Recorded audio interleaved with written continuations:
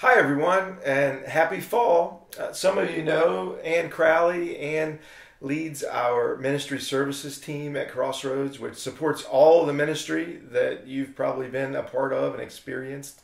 And that means Ann is the numbers person. She knows all the numbers. And so I thought it would be great to have her share how we're doing and some of the numbers after 3/4 of the year.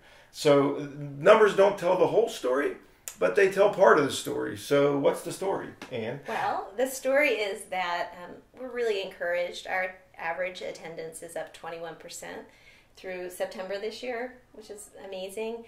And our giving is up 13% so far this year, which is also really encouraging.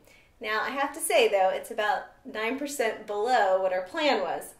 And so we've mitigated that somewhat by we're about 4% below what we planned on expenses. So there's a gap there of is. plus or minus 5%, something like that. Mm-hmm.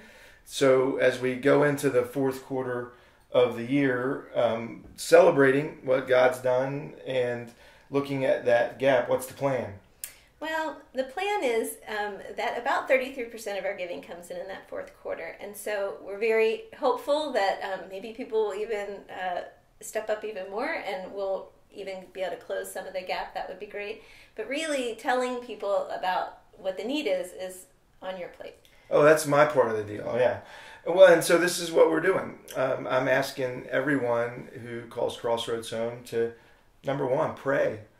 We know God provides as we ask, and so would you ask with us? Pray that God would supply, and then give as God prompts, and we'll see what He does as we move through the last quarter. But as I said, the numbers are part of the story, but people are the whole story. And so tell us the rest of the story.